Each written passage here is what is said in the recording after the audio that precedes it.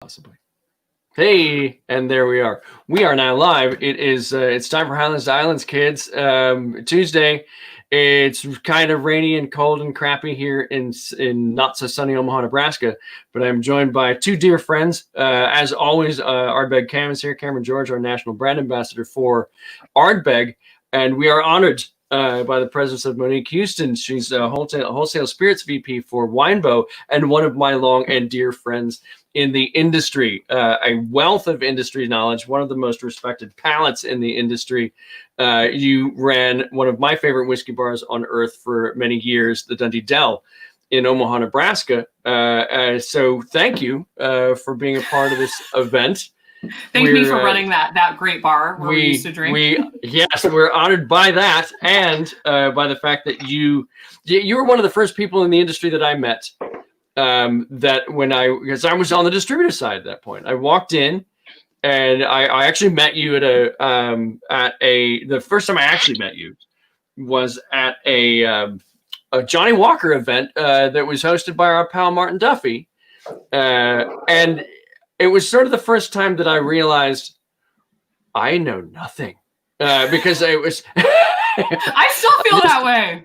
Look, I read it. These are real books. I read these things, and I realize that I don't know anything. Man, but you'd sort of open my mouth to do this. I'm out. I'll see my. I'll read to you, Cam, but that's a totographic. So I've been to Scotland with you, Monique, and I sort of your maiden voyage. Yeah, that was my first time. That was a lot of fun. We had a blast. We went to the warehouses at Aberlour, right? No, Edderdour, and that was a day that I remember very little of because there must have been I can't remember how many barrel samples we did that day, but one of the things that I noticed right off, and I knew because of how you handled the Dell list, you're really meticulous about how you handle whiskey evaluation.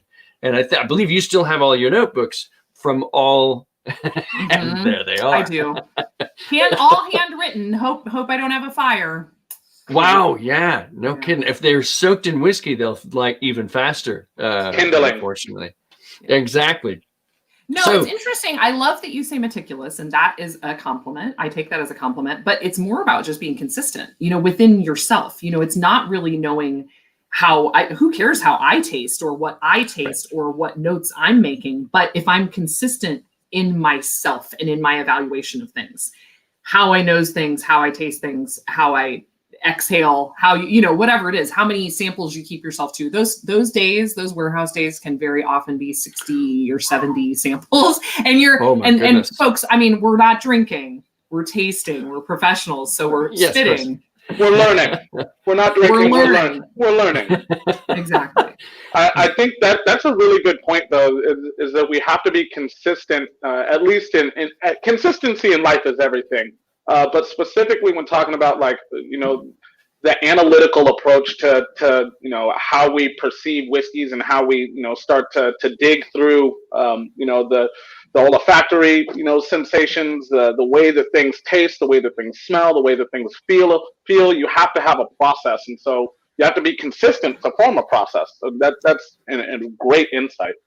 We just actually, a friend of probably all of ours, Dave Sweet, who handles a lot of whiskey events nationally, he just did the first ever, he was calling it Consumer Choice Awards. And this was during COVID, but very safely distanced group of people. But it was a couple of industry people at each table and then just consumers. And it was people had this anxiety where it was like, oh my gosh, I'm so glad that you're here so that I can ask you questions. I was like, no.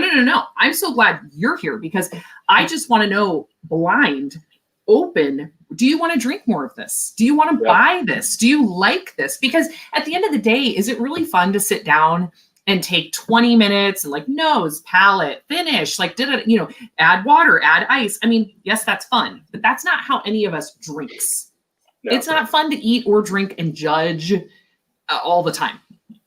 No, certainly not. And I was going to bring up that when we were at Edderdour, the next time I had that kind of palate fatigue, intellectual and palate fatigue, was I sat on a judging panel for Whiskeys of the World in Austin, and I loved it. I loved the experience of it, but it was emotionally exhausting.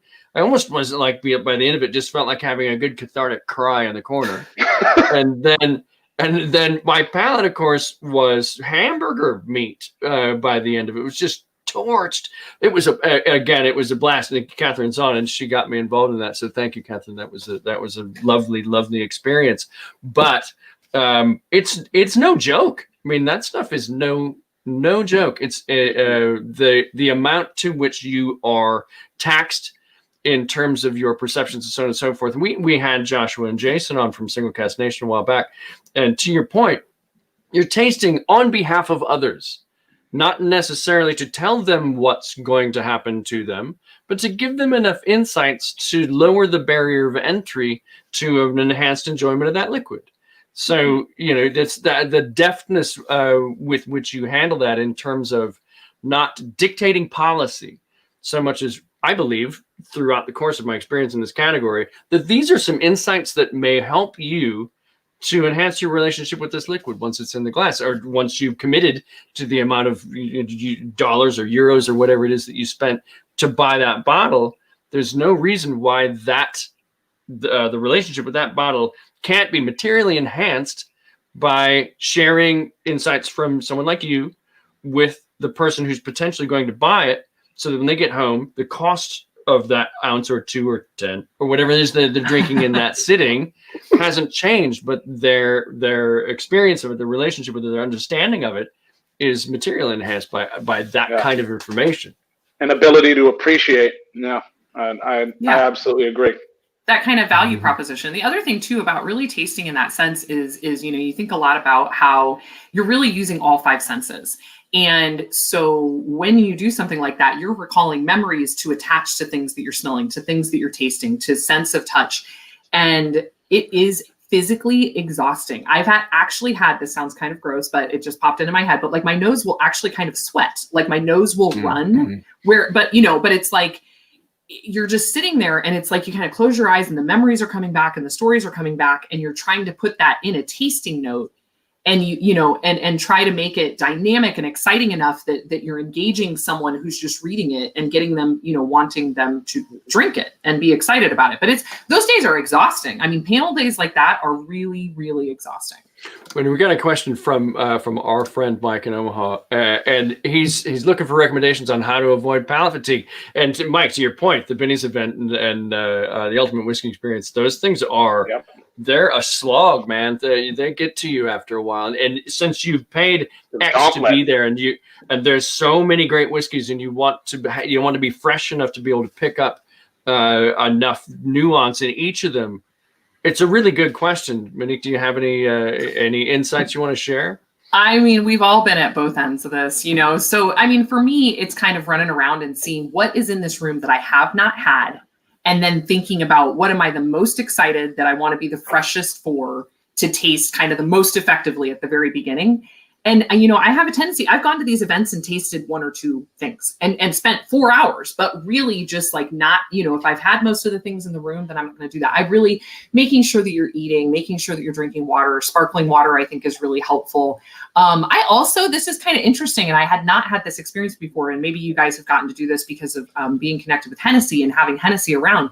But it's cool when you're at an overall whiskey tasting and you've got a completely different spirit that's still kind of low proof, but barrel aged. So it's kind of in the same wheelhouse, but very refreshing to bounce over to something like cognac. And then your whole palate is shocked. It's like, oh my gosh, fruit. Like, this is really great. This is really bright. But like literally is like caffeine for your tongue. And then when you go back to, Scotch or whiskey again, you're kind of fresh again.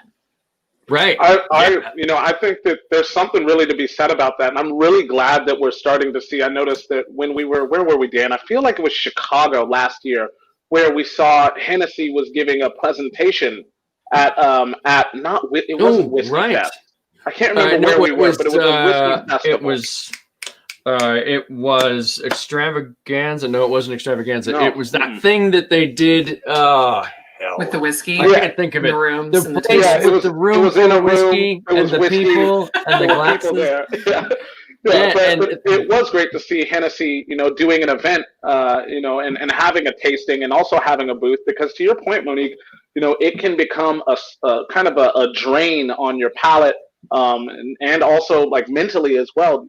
We're not wired for this, so it is kind of like a little bit of a reset to be able to taste something that's so far left field, but relatively in the same kind of ballpark. But just out in left field, and it does act as a way to reset. And also, Mike, hilarious post comment on my whiskey through food yesterday. Absolutely hilarious. I'm going to get to work on extending my profile so that you can believe that I actually enjoy eating food. He's a gem. He's a gem. Truly. Cam, that reminded me, we were at Arizona Cocktail Weekend. And I was very impressed with, and I gotta say, this has nothing to do with anything other than the current Johnny Walker ad campaign with the fantastic music. Yeah. Kudos to those guys. But great, they had a booth at Arizona Cocktail Weekend where they went back to their roots as the Walker family as tea blenders, and it was you blended tea. It had nothing to do with whiskey. It was just you blended your own tea blend, and then you steeped it, and then you drank it.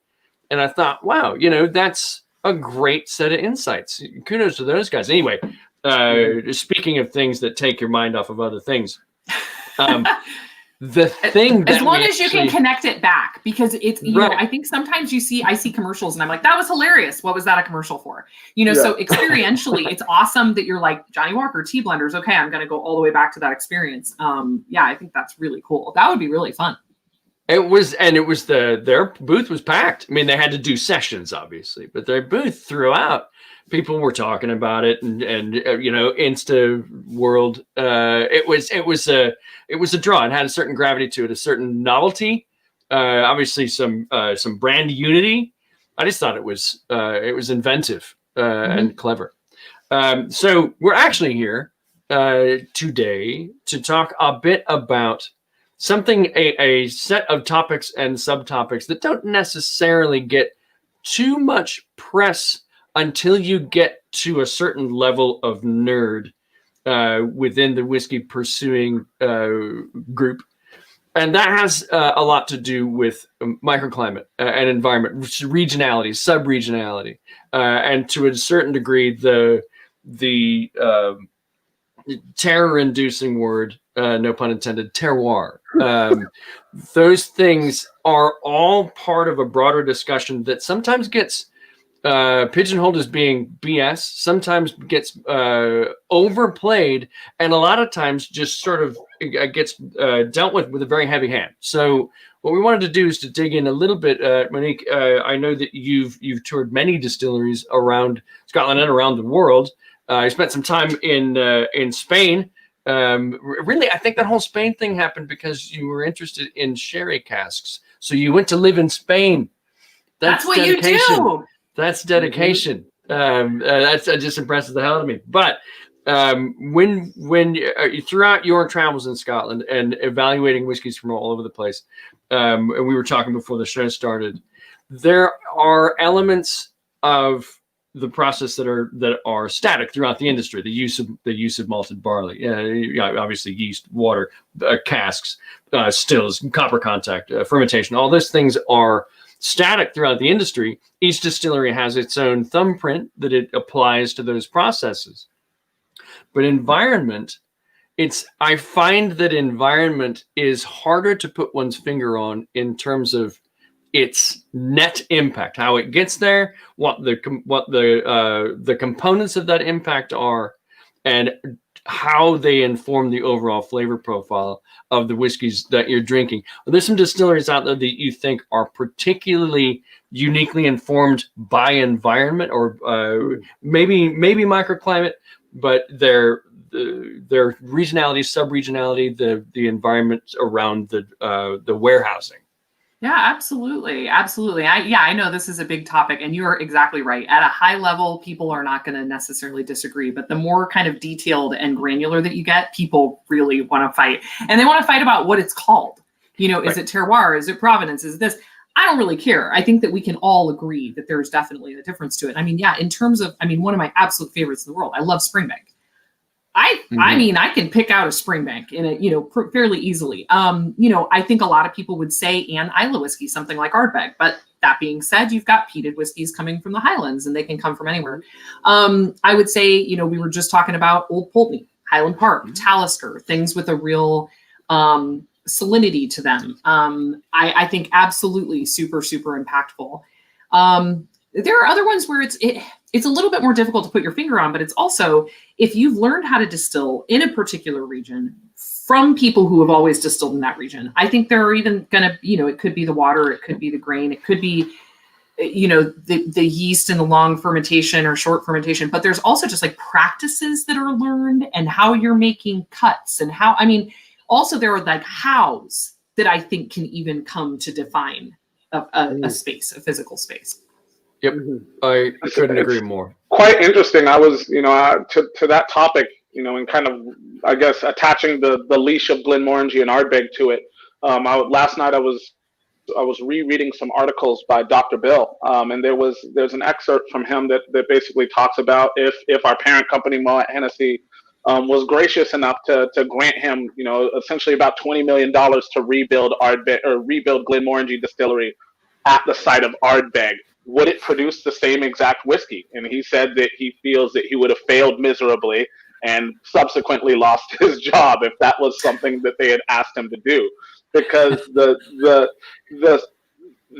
equation that equates to Glenmorangie Distillery cannot happen at Ardbeg Distillery site, and that is down to those hows that you would kind of mentioned, as well as some of the, you know, more esoteric and unique aspects of the terroir or provenance that is, you know, Glenmorangie Distillery in and of itself. Yeah, it's difficult to put your finger on, but it's, you know, we were talking a little bit earlier about if somebody really likes something. I mean, Spey side. I mean, the Spey is a long river, so there's lots of things by the side of the Spey, and you pass through big cities and small towns and like beautiful kind of farm areas. But I mean, it'd be like saying that everything along the Spey side is the same, in as much as we'd say the East Coast bordering the Atlantic Ocean is somehow all the same. It's not. Or that the air, you know, where all three of us are in very different places, and, you know, in Chicago versus Seattle versus Omaha, it's all very different. And so, you know, we notice differences when we go up to the mountains, like, oh, my skin feels dry, or like I'm standing by the ocean and now I'm getting this kind of light spray. You know, there's going to be those same differences, and I think they are made apparent in whiskey that actually does sit and age there. I think that absolutely comes through. Well, to your point, Charlie asked a very interesting question, because Dalwhinnie is a distillery with no warehousing. But it would be difficult to argue that our environment had nothing to do with how Dalwhinnie ends up tasting on the palate. And I think that comes down to, it's a bit like evolution. The kinds of things that happen over a long time are built on mistakes that were made, overcome, and solutions found in that place. It's, you know, I think whiskey's a bit like the Galapagos Island turtles in drinking form. Every place that you go, tons of mistakes were made to arrive at a thing that worked there. And that's so Dalwhinnie, I think, not to whitewash the whole thing, even though it is whitewash brick and it's very lovely, but not to say that there is just because a distiller's in a place, then that place informs the flavor profile of the whiskey. That's truer at distilleries where warehousing is on site. Caol Ila, there is no Caol Ila that's matured on Islay, and yet Caol Ila has a thing. Dalwhinnie, there's no Dalwhinnie matured on site, but Dalwhinnie has a thing. So I think you've got to give some nod to location, even if it isn't maturation based. But certainly, if your whiskey's not being matured there, it ties a lot of hands behind your back in terms of your microclimate or your environment informing that liquid. That's sort of my take on it. What do you think? Absolutely. And I think those other parts, are things, think about all the other steps that actually do happen on site. So think about the water that you're using there. Right. If you're, employing the kilns in any fashion, the barley that's coming in and that consistency, the yeast that you're using, and then the experience of the people and where everybody came from. And I think there's still a lot of things that definitely are very dependent on location there. Absolutely. And there's something to be said as well about the topography of Scotland. I mean, one of the most diverse sets of topography in the entire world. For all intents and purposes, it's the home of modern geology, James Hutton himself. So you can start to have a conversation. And I think Speyside's a really great place to start that conversation as well about, we're told that all of the whiskeys from this one region, when we're beginners, should theoretically be kind of plus or minus 5-10% of each other, but they are worlds apart. They're as diverse as the landscape themselves. Well, that's the thing too, is actually those producers, and Glenmorangie and Ardbeg are both great examples of this, is you have to actually create that diversity within your own range to keep people from going outside of your Scotch. So you've got that fingerprint, that thumbprint, but then you've got to get little gradients away from it. But, it's saying, it's one thing when you first get started, and Diageo did a fabulous job of getting kind of like the classic regions and the classic malts, because they own distilleries that were all examples of that. That was a brilliant stroke of marketing genius. And it's helpful as a beginner to know I've had a Speyside and I know that I liked that Speyside. But more helpful to know exactly what Speyside that was. And then in conversation with a fantastic bartender at Delilah's or the Jack Rose or wherever, say, I had the Glenmorangie 10s, one of my absolute favorites. What else would I like? And that informs them much more than knowing that that's a Highland whiskey. Mm-hmm. Right. Yeah, that's my take on it.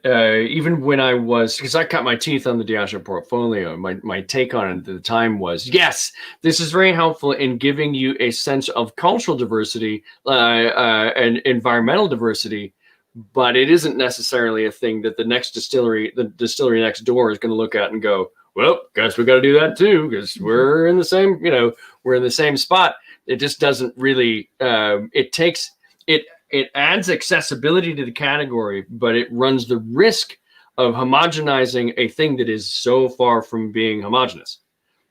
So that's a lot of why, we wanted to do this thing. One of the things that Cam and I have talked about this in the past is another of those hidden elements that create distillery character. And I like how Brendan puts it, a flavor of place. What's in the bottle is to a degree. I mean, yes, you use secondary maturation and things being colored by Sauterne barriques or whatever, but there is that fundamental sense of place that exists there. And one of the components that is unique to each distillery is this is geeky as hell, but it doesn't really get talked about that much, is the lactic acid bacteria microflora that exists in the system within that distillery is unique to that distillery. So that's going to inform obviously the yeast is going to be the dominant microbe, but once that's over, it's the LAB microflora that takes over what the distillery's character, how that's imparted in the fermentation phase. So that's another one of those things where it has nothing to do with maturation and everything to do with the fermentation phase. There's a great example of a massive Speyside distillery that has always classically had all natural, wooden washbacks. And so you can't ever really completely scrub and clean those out like you can, ones that are stainless steel. And so they brought in a stainless steel washback, exact same size, exact same measurements, did, the wash over, same alcohol percentage, same amount of yeast, and then distilled it, and then sent the new make in to be evaluated in gas chromatograph, and did not give them any indication of where it was from, and sent 3 separate samples as though they were 3 separate whiskeys. And they all came back that they identified as the same. They knew that the 3 were the same, and they could not hone in on any less than 8 distilleries that they said it could have been. And none of them were the distillery that it came from. So that distillery then made the executive decision to not use stainless steel washbacks. So we're not going to do that, because we're admitting that we're going to make a spirit with completely different character who knows then how that's going to age and everything else. But so they, sold it off and have continued with the wooden ones, even though they're more difficult to clean and everything else. And then you have, other distilleries that, kind of go through a similar exercise and come to the conclusion somehow, not something that I agree with, but that stainless steel versus wooden washbacks makes no difference. So it's interesting to see two sides of that argument. I tend to believe the former is true, that it absolutely does make a huge difference, but it's interesting to see both sides of that conversation. I have a feeling that the distillery that was the latter may have just not wanted to admit that they may have slightly changed process just a little bit. Well, and how many people at the end of the day, once that's 12 years on in maturation, can taste that difference? I mean, a GC might be able to identify it, but I like them wanting to stick with tradition. I'm very traditional about that. I think it's also really interesting in this kind of, I guess it goes with the kind of what we're talking about with something having an individual sense of place, taste of place. I really like that as well. But it's like, why do you think there are so many distilleries in this little tiny Speyside area? Why do you think that a tiny island like Isla can accommodate so many different distilleries? And it's because you can put your individual stamp on it. There's a consistency there. There's a thing that we all love about it, but there's also room for other people to kind of tweak it a little bit and make it their own. Mm-hmm. The thing that brings up a really interesting point, because part of this, part of the ethos of this whole show is to look beyond the obvious into the not just sub-obvious, but painfully nerdy. And one of the things that's occurred to me over the course of doing the research and putting the show together is that when you're talking about how an industry like the whiskey industry globally evolves, there's so much more to it than meets the eye. Isla, the whiskey industry on Isla, it was an easy place to distill illegally and avoid the tax guys. So that was sort of the beginnings of that. Speyside, one of the reasons that the modern whiskey industry, Speyside is sort of the fertile crescent of the modern whiskey industry in Scotland, is because of the way that the Excise Act was implemented in that area, and the advent of the column still the part of the reason that Kentucky's a hotbed for distilling in the U.S. was because tax policy was more fairly implemented there than it was in other parts of the country. So when you think about it from that perspective, it's it's not a longer story, but it's a broader story with a more complex story arc. And it has a whole lot to, when we talk about, you tell somebody if they walk into a whiskey bar, every one of these bottles is a story. It's a story of people, and it's a story of place and the struggle and so on and so forth. It really is. It's not just a story of chemistry and the interaction of man and nature and time, and that, of course, it's those things. But it's the human story as well. And so the human beings and their indelible print. They make this stuff in concert with nature and in concert with time.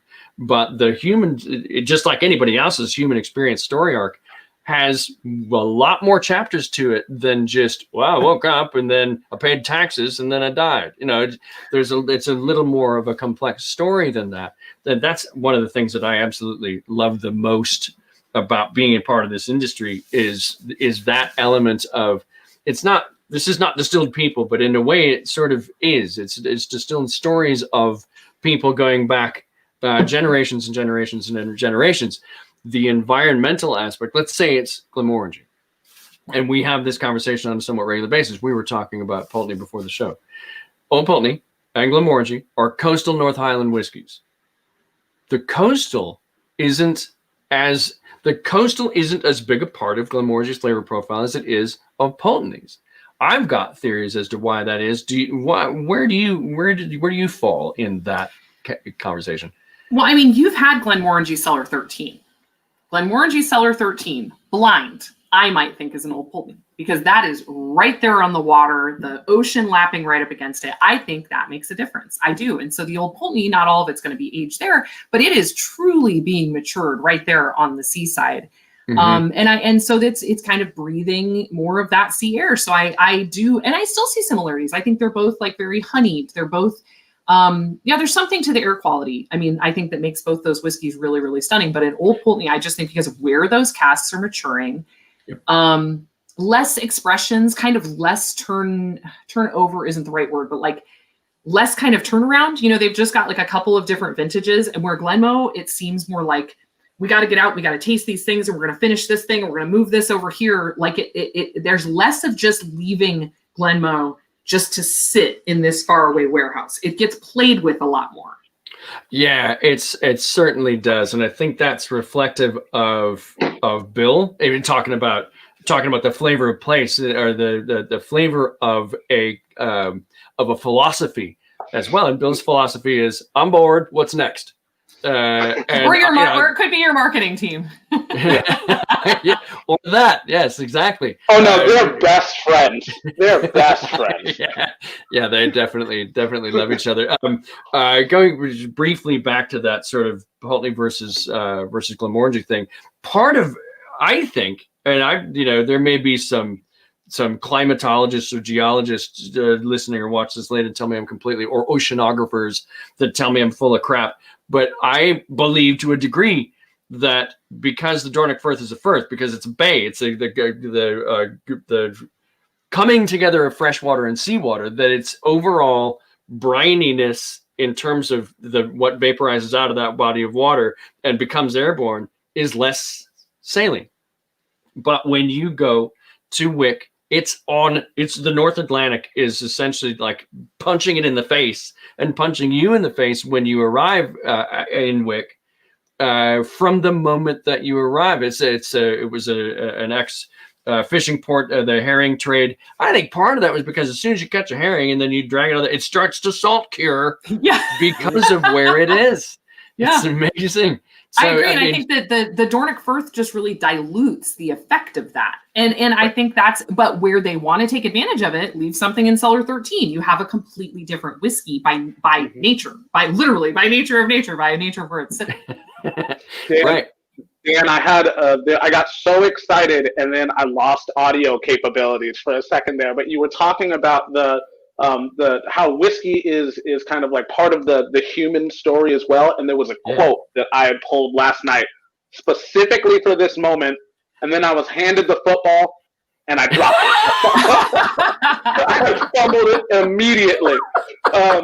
But this quote is, the proper drinking of Scotch whiskey is more than indulgence. It's a toast to civilization, a tribute to the continuity of culture, a manifesto to man's determination to use the resources of nature to refresh the mind and body and enjoy the full sense with which he has been endowed. And I think that encapsulates everything that we're trying to say about taste of place in conjunction with human experience at the same time. Who said that, Cam? That is David Dykes. I love that. That's really beautiful. Yeah, if you wouldn't mind, or if you've got a link you want to throw up in the comments or something to that would be absolutely, that'd be fantastic as well. The part of that discussion, I think, naturally sort of leads back to this idea of creative problem solving.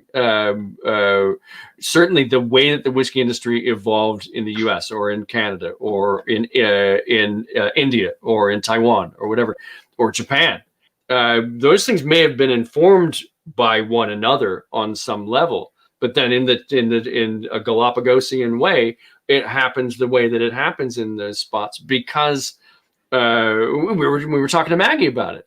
She was like, "Look, we're talking about French Guiana and places where you're just not there isn't a Forsyth down the street just hammering out copper and making you whatever you want.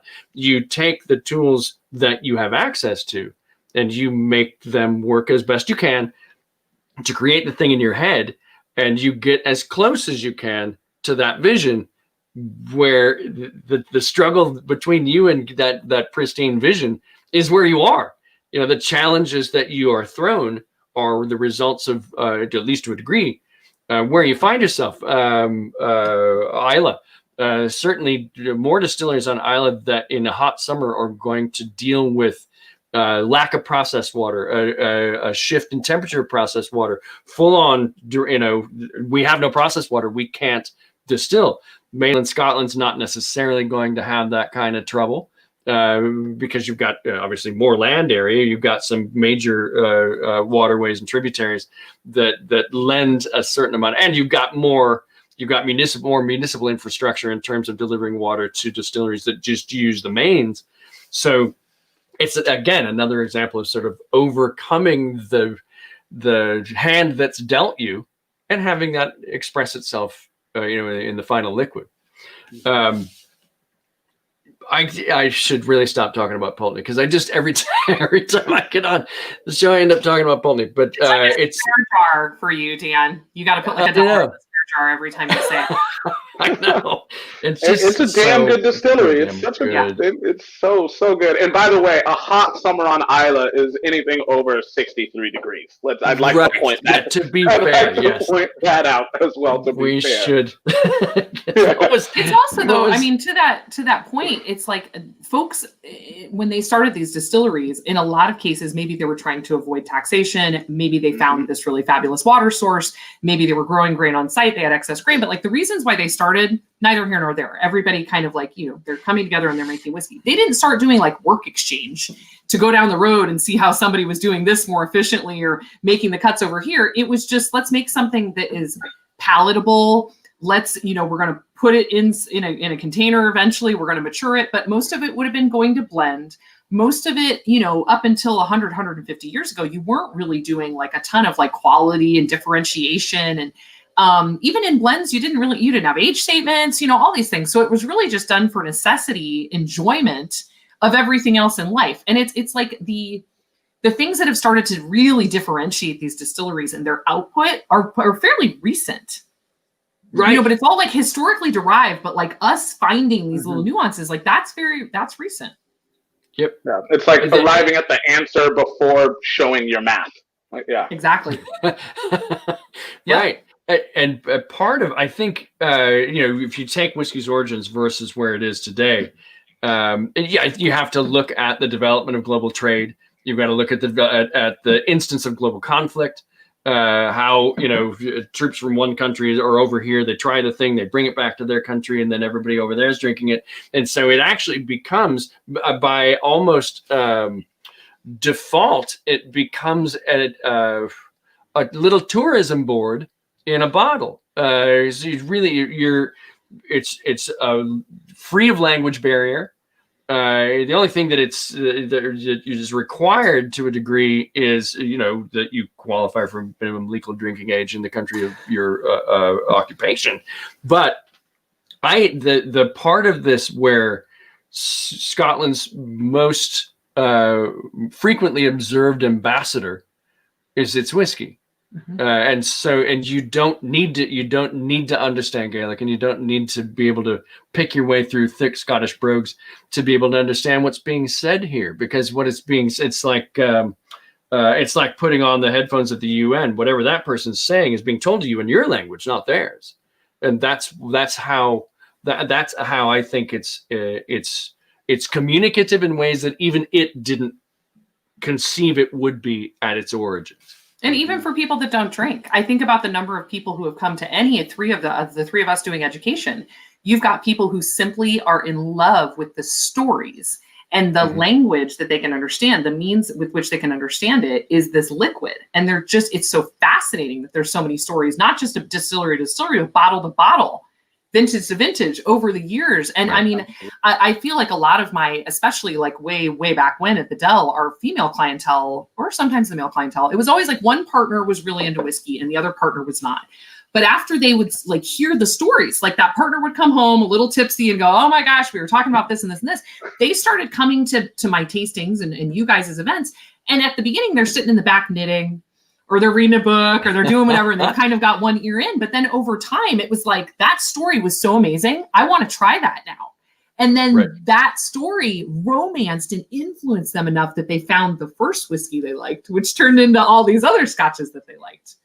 Right. I do think that, there's something to that. I think that every package of whiskey, every bottle of whiskey is encompasses multiple stories, because there's the liquid story that's being told. It's a story of, sense of place, the distillery itself, also the people who are making it.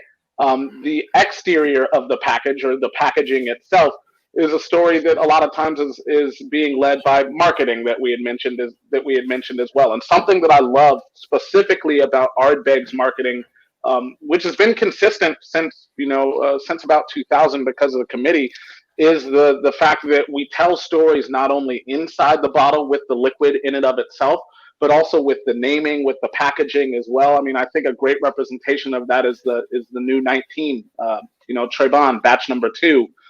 Has a different story to tell than batch number one did. Batch number 1 bottled during a storm. Batch number 2 bottled underneath a thick har. So there's multiple ways for a whiskey to be able to entice us with a story. We'll have in a future episode, we'll have Hamish Torrey on, who was a huge part of engineering the marketing and the visual flavor of Ardbeg from its resurrection after 1996 or so. Part of this conversation, as we were sort of putting together the idea of these different topics that we compare the world of whiskey through the prism of Glenmorangie and Ardbeg. When we got to environment, I thought this is an important thing to talk about, not just from where we've been and where we are, but where we're going. And Scotland, the Scotch Whisky Association, the distillers all recognize how important it is to preserve the environment in which they work. They're of course, they, like everybody else, are going to be dealing in terms of in gradations with the effects of global warming. But I wanted to talk a little bit, and I'm sure that you've seen these instances around Scotland throughout your travels, Monique. But I wanted to talk a little bit about the efforts, the sustainability, the environmental responsibility efforts that the Scotch Whisky Association has taken, that the distillers have taken, that Scotland as a country have taken, and that specifically are happening at Glenmorangie and Ardbeg. Starting with, so Monique, have you run into what's in your opinion, the most progressive distiller in terms of environmental responsibility that you've come across? I knew you were just going to come out with something really tough. I knew what the topic wasn't. Honestly, I don't really know, because there's a lot of people putting efforts out there, but I don't know how successful they've been. And I think people need to be rewarded for those efforts and need to be talking about those efforts. But really, what's so interesting is you go back to the beginning of distillation in Scotland, or go back to the fact that Scots are extremely, let's call them thrifty people. They have been doing things that it turns out are very environmentally sound and very, very smart since the beginning of distillation, out of thriftiness and out of necessity. So it's like, you think about, what you end up with in the still after you finish your spirit run. So you've got stillage in there that's got all kinds of valuable nutrients that you can use as fertilizer. So they've been doing that for 200 years, turning that back out onto the soil. I mean, now not so much, because there's quite a bit of copper in it, and some people have a problem with that. Or the fact that a lot of most distilleries now are using their spent grain, either giving it to a farmer to use as feed so that cattle, can process that, or they even pelletize it on site and then give it to farmers. But there's just so many things have happened out of thriftiness that now are like, wow, that is really, really smart. Like, look at you, Scotland, doing all these environmentally sound things. I know that there are a lot of people doing lots of changes with processed water, lots of changes with anaerobic production facilities. I've heard of lots of people starting these projects. I haven't yet heard of an example of one that is running as it should, and then the output is as it should. But I'm so happy to hear about more of these projects being embarked on. Yeah, so in part of the research for getting this episode together, I ran across some statistics from just the nation of Scotland in general. Their goal in terms of the percentage of solid waste being sent to landfill is to reduce that to 5% of total waste by 2025. So as a country, Scotland's obviously quite progressive in looking at these things. And to your point, the Scotch whisky industry has been built on repurposing, from its origins, even reusing casks and so on and so forth. And water. Like your this water out is your processed water in. Like everyone has done this for a long time. It just so happens to fit with what is correct for the environment and kind of in vogue and green right now. Right. The amount to which heat reclamation happens via heat exchangers and so on and so forth throughout a distillery's environment. At Glenmorangie, what's happening currently, what's happened over the last 3 years, is that one of the things that was discovered about the Dornoch Firth, in terms of environmental research, was that the historic oyster beds in the Dornoch Firth had been killed off just environmentally. They just weren't there anymore. And because the Dornoch Firth is the effluent area for Glenmorangie, i.e. where waste liquid goes to be dissipated and absorbed by the environment, that was concerning to at least in as much as, are these oysters dead because of us? So the thought was, we're going to do a few things. We're going to restore the oyster beds, and then we're going to install an anaerobic digester, so that liquid effluent waste, the spent lees, the pot ale, those things are going to be sent to our draft is a giraffe. That's a little bit of a feed giraffes to the oysters. Yeah, oysters we love feed giraffe. We should feed our draft to giraffes. That would be the most. That would be the most unifying Bring thing. It full circle. I love it. Exactly. But draft from Glenmorangie, I believe, is palletized and sold to farmers, like is the case in most at most distilleries. Pot ale is sometimes concentrated, liquefied, and used as fertilizer. What we're doing with both of ours, both of those liquid products, in order to reduce the biological oxygen demand and to take away the toxic elements, particularly copper content and so on and so forth, which is a natural process in terms of distillation. Those things are going to end up in the anaerobic digester. That's going to create methane, and that's going to the methane used is going to drive the boilers to the extent that that's about 15% of our utility costs that we're reclaiming in terms of produced methane. So the other half of that means what the anaerobic digester leaves behind is about 5% of the the biological contaminants that would have just gone out into the Firth back in the day. That 5% is digestible by the oysters. So it's a bit like one of those the aquaponic systems where it's all sort of self-sustaining. That's what we're going for, is a bit of a self-sustaining program. The one move that we made somewhat recently, within the last 2 years, I want to say, if you are in Scotland and you're above, you're north of Inverness, the natural gas infrastructure is kind of non-existent. If you're going to use natural gas, it's got to be in the form of compressed natural gas, and you've got to sort of build a receiving infrastructure to deal with it. If you're not doing that, you're using a heavy fuel oil, and burning it's a pretty dirty fuel. Burning heavy fuel oil produces quite a lot of greenhouse gases. So what Glenmorangie decided to do, being north of Inverness, is to create its own CNG receiving infrastructure and convert from heavy fuel oil to natural gas on its way to a more sustainable utility environment at Glenmorangie, and a somewhat drastic reduction in greenhouse gas emissions as well. So those things, that's the current state of affairs at Glenmorangie. Now at Ardbeg, with that redesign, Cam, I'm sure there are things that are being implemented in the redesign at Ardbeg as well. Absolutely. At Ardbeg, it's not as comprehensive as it is over at Glenmorangie, but essentially for Ardbeg right now, it is definitely about trying to manage heat reclamation again at every single turn, making sure that we are not drawing too many or too much, or I guess an unequal amount of energy from the rest of the island. At Ardbeg, they're also focusing very much so on updating the boiler system. That was a huge part of the new construction at Ardbeg as well, because we are now going to have 4 stills instead of 2. It is going to look slightly different and behave massively different. So I look forward to Dr. Bill and Brendan relaying some more technical schematics on just how we plan to, I guess, make the distillery more eco-friendly. To that point, though, one of the largest things in Scotch whiskey, and especially for peated Scotch whiskey, is the discussion of sustainability of peat.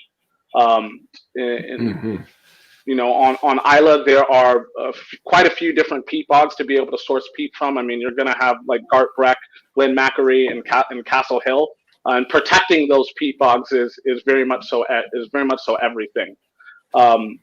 One of the things that I kind of learned in doing a little bit of research for this topic in particular, actually, because I do think that we have a responsibility to not only discuss you know, how peat is being utilized, but also ways that we can utilize it better.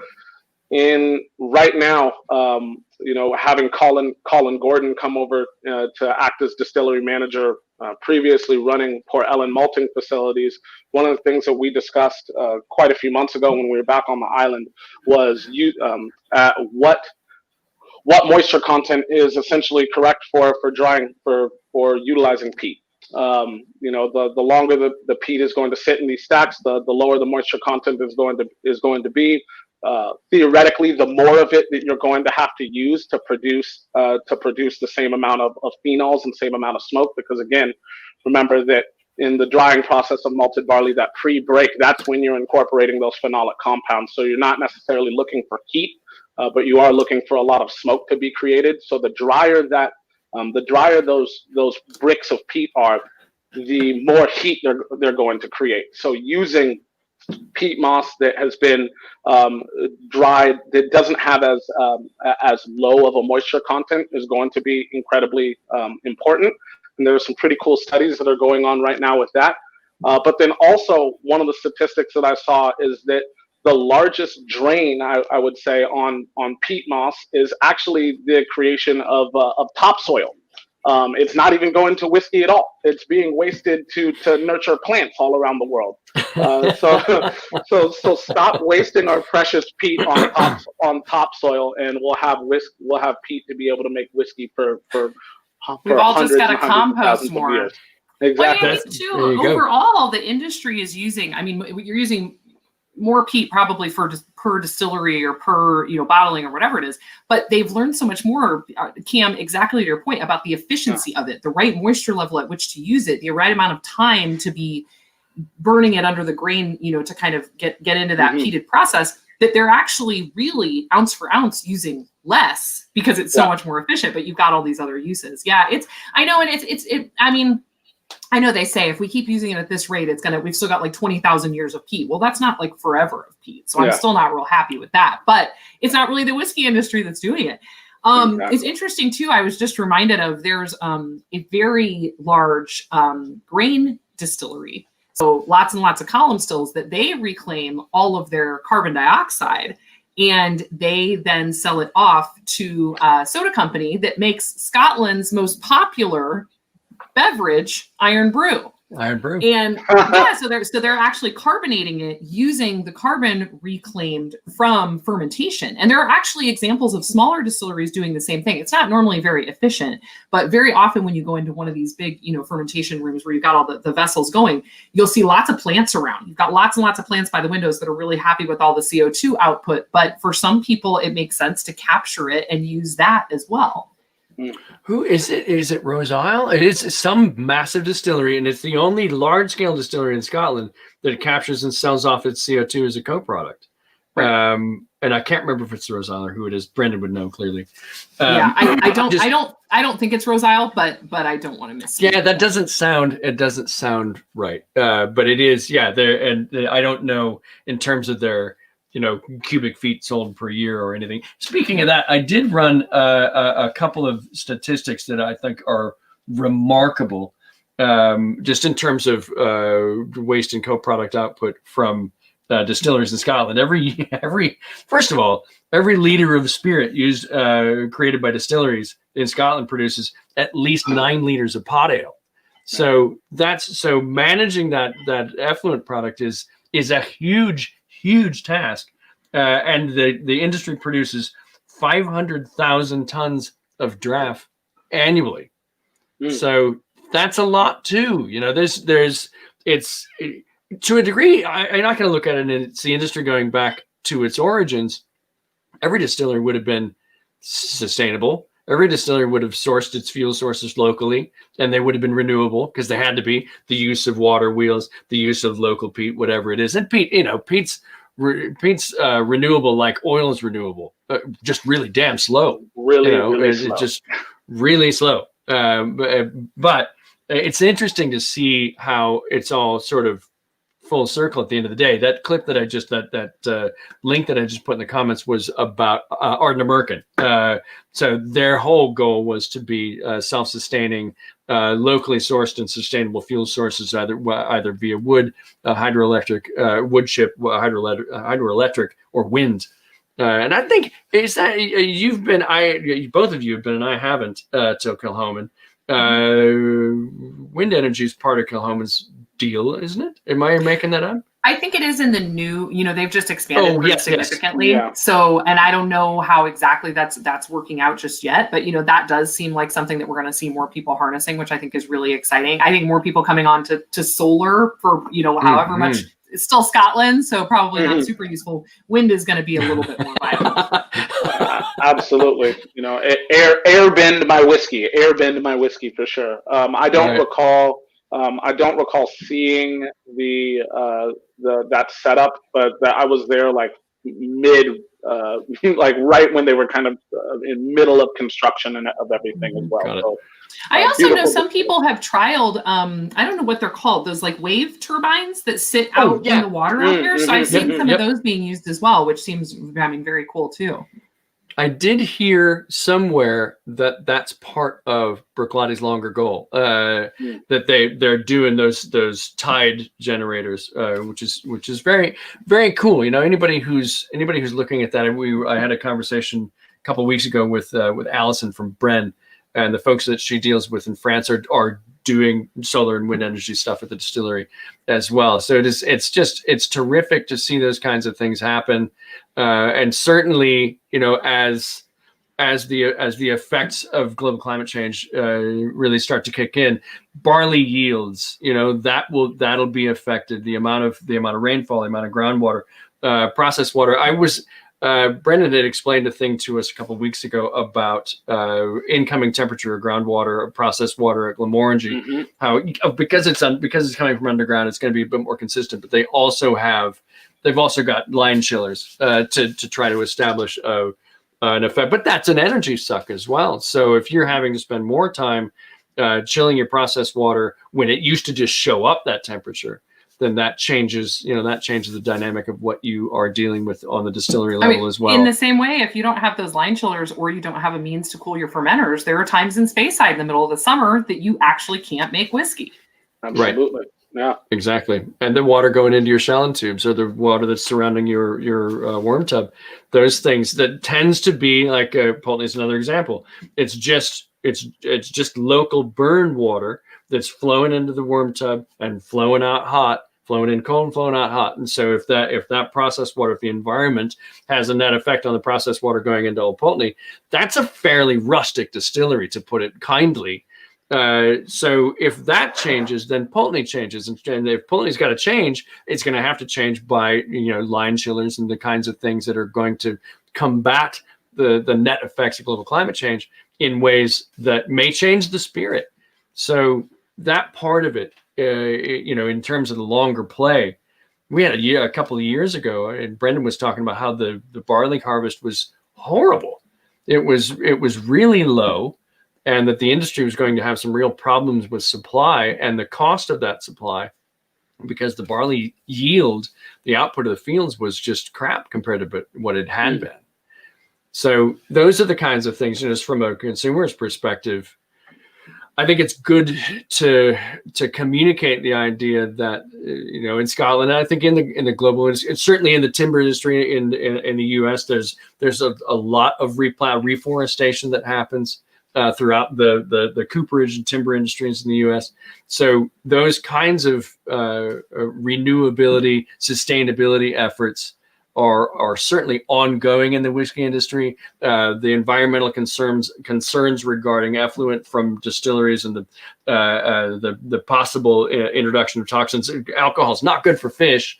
Just in case that ever comes up in conversation, there have been who had the big spill in Kentucky where it was a warehouse collapse or something, and millions of fish in the waterway were just basically alcohol pushes oxygen out of water. So you end up just fish die in droves if you introduce alcohol containing liquid waste into local waterways. So all of that stuff is kind of why we wanted to have this conversation. We're just at an hour now. Let me just make sure that we haven't missed any questions. I think too, I was so appreciative that you guys asked, and reached out, but this is such an important conversation, not only because these are things that we want answers to, like what efforts is an industry or a distillery or, what kind of efforts are you making towards this, but also this is going to drive price.